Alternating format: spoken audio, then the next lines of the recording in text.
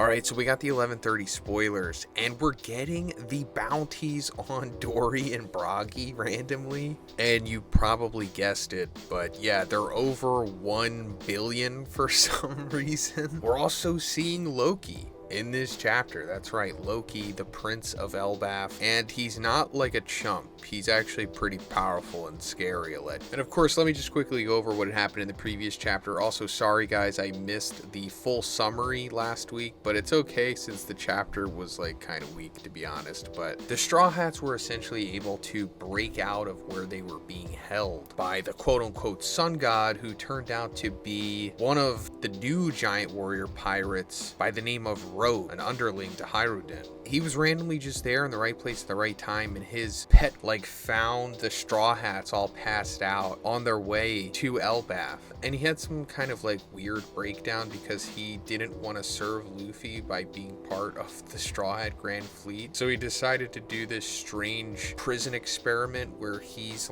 controlling them. But of course, he's a weakling and they all just broke out of it. And that's where the chapter ended, with them busting out of his Lego fortress and then finally coming into the real Elbaff. So coming into this chapter, we see the other Straw Hats and they are heading to Elbaff. So yeah, the other Straw Hats we haven't seen yet. We kind of just been following the original 5 for the last couple chapters. We see newspaper infos and it's stated that Luffy killed Vegapunk and destroyed Egghead with the giant warrior's help. So yeah, we kind of assumed that this was going to happen. I mean, they have no choice but to do this. I mean, they would just do it anyway. It's their MO.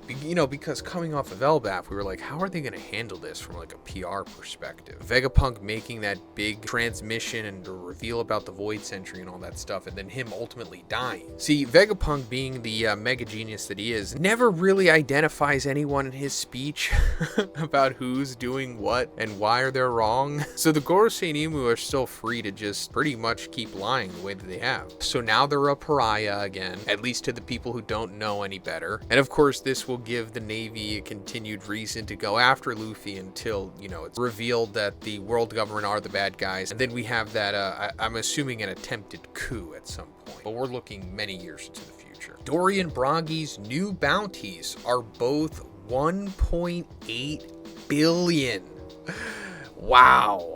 So as of right now, I think Dory and Bragi have the 11th highest bounties in the series. I could be wrong about that by off a number or two, but they're for sure in the top 15, because I think the only person that they're not surpassing at this point is Crocodile, who has a bounty of 1.965 billion berries, which is hilarious, because we've been talking about it for a while now, that these guys are hilariously overbuffed coming into Egghead, because we haven't seen them since Little Garden, right? Well, up until we saw them with Shanks and Elbaff, that was in Egghead. But after their random performance against the Gorosei, I'm not really surprised by these bounties. Loki killed his father to get a legendary devil fruit. Luffy leaves the group and goes to meet him while he is chained to a tree. The last 2 double pages are amazing. We see an amazing double spread of the entire Elbaff with castle and village. Svilblaff is the official spelling. Below the treetop, Yggdrasil has a layer in the middle where the castle and villages break in the next weeks. Wait for the chapter and full summary before saying it's mid. And by the way, Elbaff looks amazing. So yeah, there is going to be a break after this for at least 2 weeks. I've heard some people say 3, but at the minimum it is going to be 2 weeks. So yeah, prepare yourself for that.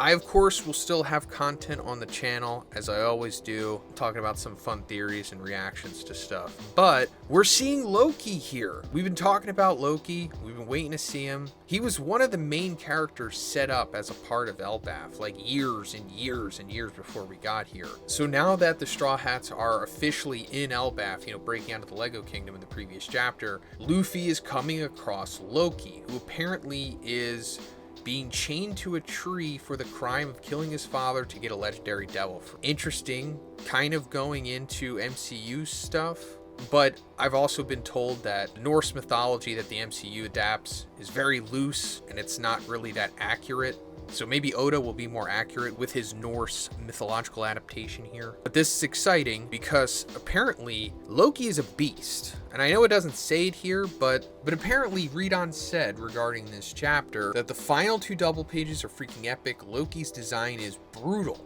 And that the monster trio has a reaction to Loki's aura in this chapter similar to when they felt the presence of the Gorosei. So yeah, he's a beast, and I'm totally on board to jump the gun with this simply because what we were talking about with Dory and Bragi. They are 1.8 billion bounty bros now. So Loki, the Prince of Elbaff, who just on paper seems like he would be stronger than him if he's not the stereotypical, you know, spoiled Nepo baby prince, which I'm assuming he's not, seems like he's north of 2 billion in power at minimum. And apparently he has a legendary devil fruit. Not going to try to guess what that is because it could be anything.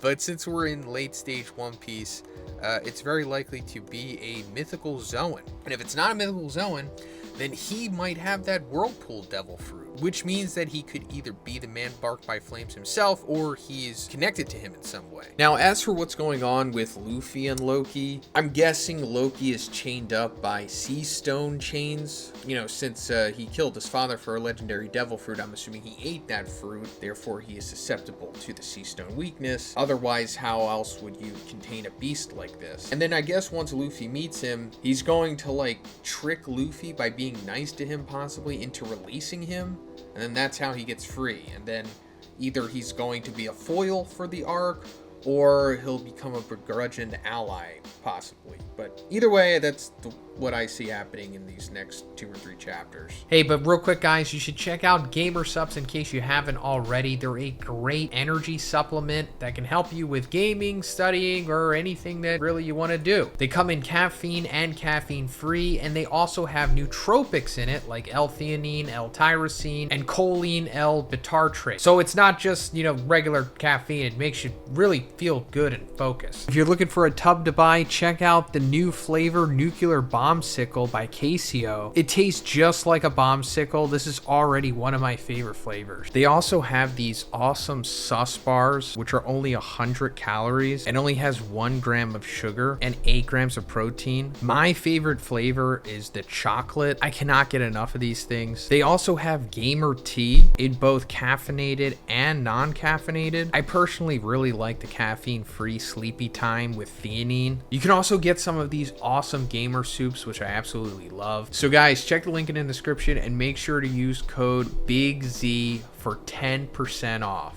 Thanks, guys. But yeah, that's pretty much it for this one, guys. Exciting stuff. Let me know what you think about Loki in the comments. And if you liked the video, please give it a like and please subscribe if you haven't already. Have a great day, and I'll see you in the next one.